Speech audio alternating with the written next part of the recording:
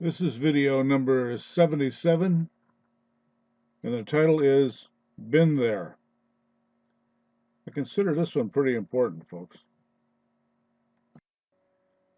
During my time as an MP, I pulled my 45 when responding to a bank robbery, or while doing building checks, we would find signs of a break-in. The large warehouses were interesting, to say the least. We always made it a point to leave our bright white hats in the vehicle. As a conservation officer, I pulled out the 12 gauge 3 times, twice for failure to stop. See the story about the 12-mile pursuit. The third time we knew we were going up against known criminals who had committed felonies, one of which was statutory rape, along with break-ins and burglaries. The incident I want to discuss here matches up with the demonstration video I will review. I searched YouTube for the originator, but to no avail. I stumbled across it on social media. It is very well done and gives a real representation of what an officer faces with each and every encounter. Game wardens deal with the same folks police officers do. We worked closely with the area police, backing each other up when necessary. Our DA held county-wide law enforcement meetings once a month. At one of these meetings, I asked Ozzy, the Tunkhannock Township chief, to write down his top 10 bad guys. We compared lists. 8 of the 10 names were the same. Then all at once, we each had 12 bad guys on our list. A person who will break into your home and steal your guns, etc., just might shoot a deer with a stolen gun on the way home. Whenever an officer responds to a call or stops a vehicle, he or she never knows who or what is going to transpire. Therefore, must do their best to take control of the situation immediately. That is why you hear officers barking orders like, "Stay in the vehicle with both hands on the steering wheel. Passenger, put both hands spread on the windshield or dashboard." If a person jumps out of the vehicle, the officer will undoubtedly draw his or her gun. Next, the person will be ordered to show both hands. There is also the 21-foot rule. If someone is 21 feet or less from you and wielding a knife decides to charge you, you have no time to draw and fire. You will be slashed and stabbed. We were trained in that 30 years ago. Now I'll relate my incident. It was the first day of deer season. Lou and I were directed to the home of an individual who had some information about a violation. We had known this person a long time and knew the information would be accurate.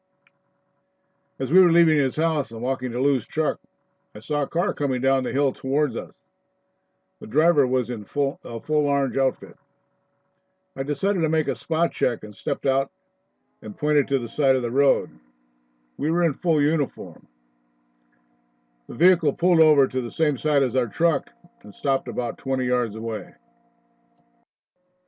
As I approached the vehicle, the driver's door flew open and the driver started to exit. As he was exiting the vehicle, I saw the barrel of a rifle too. I drew my GP100 357 Magnum handgun. I also made the instant decision to shoot if the barrel of the rifle started to come over or around that door, headed in my direction.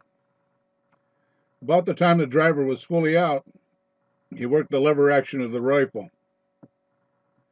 What would you think? Did he just rack around into the chamber? The cant at which I carried my gun allowed it to be automatically pointed in the forward direction when drawn. I was focused on the barrel of the rifle.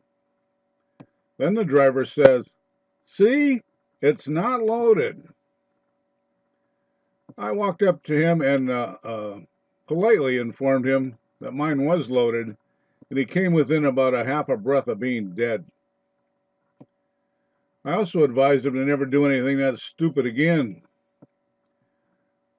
Please keep this and the following incident information in mind whenever you hear armchair judgments about a police shooting. I saw a video somewhere and copied it. It's listed under I carry. There are many videos under that on YouTube, but I couldn't find the one I'm referencing here. I wanted to give the creator proper credit. Instead, I'll pass along the information, including timed examples for comparison. Starting here. It's quite simple. Officers are willing to gamble with their own lives by placing their safety in the hands of an uncooperative or erratic subject. It all revolves around reaction time and the OODA loop. That's OODA. OODA stands for observe, see a potential threat. Orient, prepare to meet that threat. Decide, to engage the threat. Act, engage the threat. The OODA process takes an officer 2.5 to 3 seconds to complete. To demonstrate, a situation is set up similar to an incident in Tulsa. Could you react in time to save yourself? The setup has the violator standing along the driver's door of a pickup with the window down. Officers are trained to shortcut the OODA loop whenever possible. By orienting to the threat and drawing their pistol, the officer can cut the reaction time nearly in half. Half would be about 1.25 seconds. Remember this amount of time. A multiple of time tests at the range with gun drawn and use of a horn time clock. The reaction time to the horn until the officer fired his gun averaged 0.82 hundredths of a second. That's between 3/4 and 1 second of time to shoot while anticipating the horn. How much time is left in that 1.25 second of the OODA?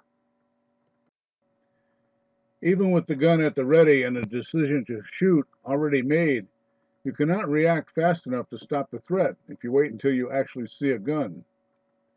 In the video, the person of interest is standing outside of the pickup. He turns and reaches in the open window with both arms. Even his arms are out of view. He turns back and fires a gun in 0.3 and 0.4 seconds.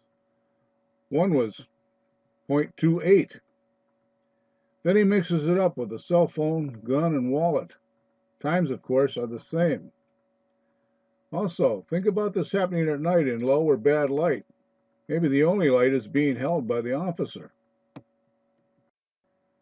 Looking at the state of our society today, with all the imported gang members and radical problems, I carry whenever I leave the house. You never heard of shootings in Scranton or Wilkes-Barre when I was a kid. Now it's almost every day. Shootings or stabbings and armed robberies. I don't know how many times the bank at the Meadow Avenue exit has been held up.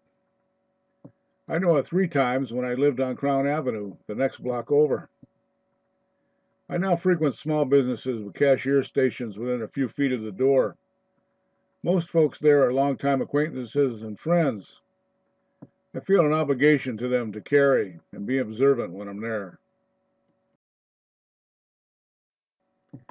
Well, that concludes my input in regards to what law enforcement officers face every day and what they have to do to make a decision, and why sometimes people who turn out to be unarmed get shot. As always, folks, I do wish everyone all the best.